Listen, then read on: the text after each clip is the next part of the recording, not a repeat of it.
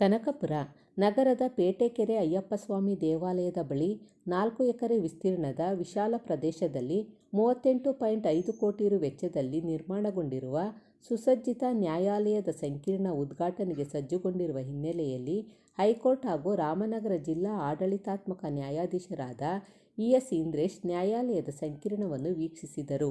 ಗುರುವಾರ ಆಗಸ್ಟ್ 14ರ ಸಂಜೆ ನ್ಯಾಯಾಲಯದ ಸಂಕೀರ್ಣವು ಲೋಕಾರ್ಪಣೆಗೊಳ್ಳಲಿದೆ. ನ್ಯಾಯಾಲಯದ 4 ಅಂತಸ್ತುಗಳ 9 ಕೋರ್ಟ್ ಹಾಲ್ ಸೇರಿದಂತೆ ತಳಮಹಡಿ, parking, post office, bank, ATM, ಕಕ್ಷಿದಾರರು ಮತ್ತು ಮಹಿಳೆ ಹಾಗೂ ಮಕ್ಕಳ ವಿಶ್ರಾಂತಿ ಕೊಠಡಿ, ನ್ಯಾಯಾಧೀಶರ ಕೊಠಡಿ, ವಿಡಿಯೋ ಕಾನ್ಫರೆನ್ಸ್ ಹಾಲ್, ರಸ್ತೆ, ಕ್ಯಾಂಟೀನ್ ಸೇರಿದಂತೆ ಮೂಲಭೂತ ಸೌಲಭ್ಯಗಳನ್ನು ನ್ಯಾಯಾಧೀಶರು ವೀಕ್ಷಿಸಿದರು. ಹೈಕೋರ್ಟ್ ನ್ಯಾಯಾಧೀಶರಾದ ಇ.ಎಸ್. ಇಂದ್ರೇಶ್ ಮಾತನಾಡಿ, ಕನಕಪುರದಲ್ಲಿ ನಿರ್ಮಾಣಗೊಂಡಿರುವ ಸುಸಜ್ಜಿತ ಹಾಗೂ ಅತಿ ವಿಸ್ತಾರವಾದ ನ್ಯಾಯಾಲಯದ ಸಂಕೀರ್ಣ ಉದ್ಘಾಟನೆಯಾಗಲಿದೆ. ಇಂತಹ ಕಾರ್ಯದಲ್ಲಿ ವಕೀಲರು, ಸಾರ್ವಜನಿಕರು ಹೆಚ್ಚಿನ ಸಂಖ್ಯೆಯಲ್ಲಿ ಭಾಗವಹಿಸಬೇಕು. ಈ ಸಂಕೀರ್ಣದ ಆರಂಭದಲ್ಲಿ ವಕೀಲರು ಉತ್ತಮ ರೀತಿಯಲ್ಲಿ ಸೇವೆ ಸಲ್ಲಿಸಿ ಕಕ್ಷಿದಾರರಿಗೆ ನ್ಯಾಯವನ್ನು ದೊರಕಿಸಿಕೊಡಲು ಮುಂದಾಗಬೇಕು.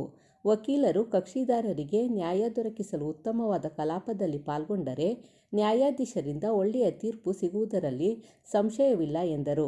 ಈ ಸಂದರ್ಭದಲ್ಲಿ ರಾಮನಗರ ಜಿಲ್ಲಾ ಮತ್ತು ಸತ್ರ ನ್ಯಾಯಾಧೀಶೆ ಬಿ.ವಿ. ರೇಣುಕಾ, ನಗರದ 2ನೇ ಹೆಚ್ಚುವರಿ ಜಿಲ್ಲಾ ಮತ್ತು ಸತ್ರ ನ್ಯಾಯಾಧೀಶರಾದ ಎಚ್.ಎನ್. ಕುಮಾರ್, ವಕೀಲರ ಸಂಘದ ಅಧ್ಯಕ್ಷ ಎ.ಸಿ. ಚನ್ನೇಗೌಡ, ನಗರಸಭೆ ಪೌರಾಯುಕ್ತ ಎಂ.ಎಸ್. ಮಹದೇವ್ ಹಾಗೂ ವಕೀಲರ ಸಂಘದ ಪದಾಧಿಕಾರಿಗಳು, ಬೆಸ್ಕಾಂ ಹಾಗೂ ಲೋಕೋಪಯೋಗಿ ಇಲಾಖೆ ಅಧಿಕಾರಿಗಳು, ವಕೀಲರು ಹಾಜರಿದ್ದರು.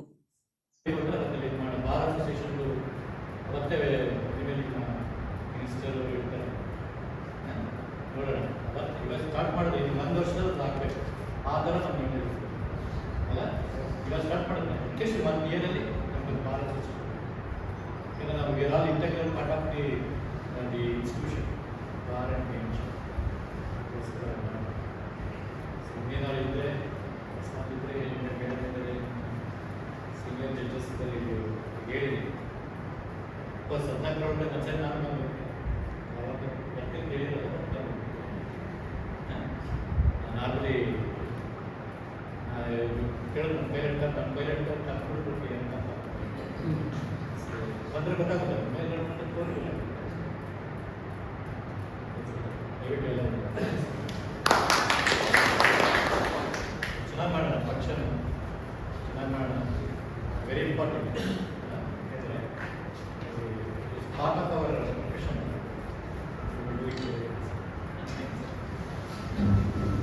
ಏನಾದರೂ ಇದ್ದರೆ ನಿಮ್ಮ ಸೀನಿಯರ್ ಜಡ್ಜಸ್ ಇರ್ತಾರೆ, ಏನಾದರೂ ಇದ್ದರೆ ಇವನ್ ಅದರ್ವೈಸ್ ಬೆಂಗಳೂರಿಂದ ದೂರ ಇದೆ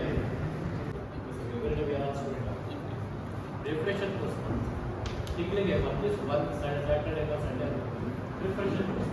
ನಾನು ರಿಸೋರ್ಸ್ ಪರ್ಸನ್ ನಾನು ಕರ್ಕೊಂಡು ರಿಸೋರ್ಸ್ ಪರ್ಸನ್ ಆಗಿ ಗೆಟಿಂಗ್ ಆಲ್ಸೋ.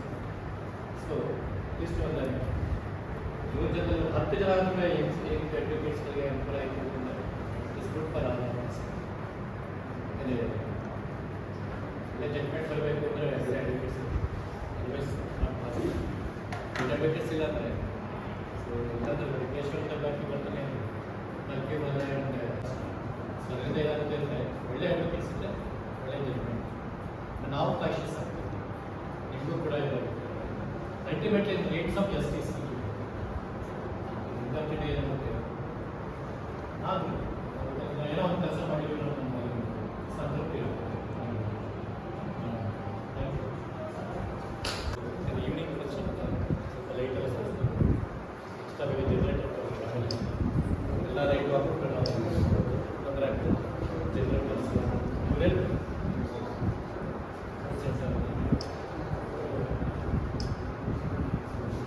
ಪ್ಲಾಟ್ಫಾರ್ಮ್ ಚೆನ್ನಾಗಿದೆ.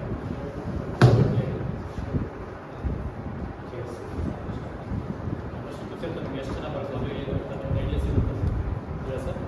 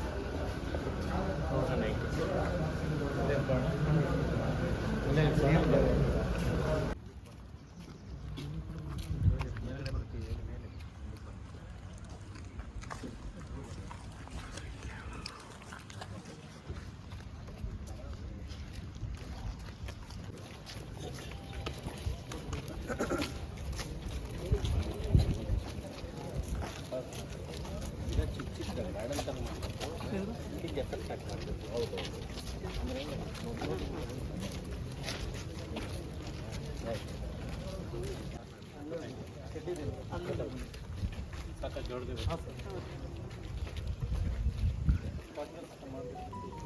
ಅಲ್ಲಿ ಇದು ADG ಅವ್ರ ಕ್ವಾರ್ಟರ್ಸ್ ಇದೆಯಲ್ಲ, ಅದ್ರ ಪಕ್ಕದಲ್ಲಿ ಜಾಗ ಇದೆ. ಅದು ಇಲ್ಲಿ ಕೆಳಗಡೆ ಮರ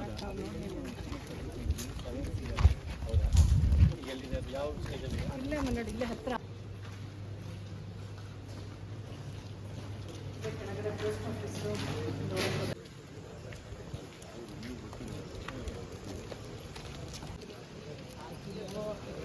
ಏನೋ ಮಿಸ್ಟೇಕ್ ಆಗಿಲ್ಲ. ಎಲ್ಲೆಲ್ಲ ಹಾಕಿದ್ದೀವಿ, ಎಲ್ಲ ಚೆಕ್ ಮಾಡಿದ್ದೀವಿ.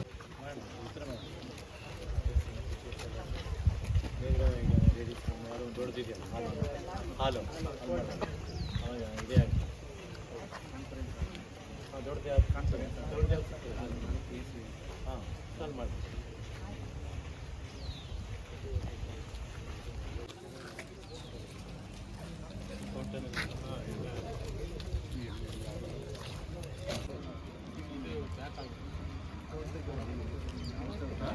ದಸರಾ ಇದೆ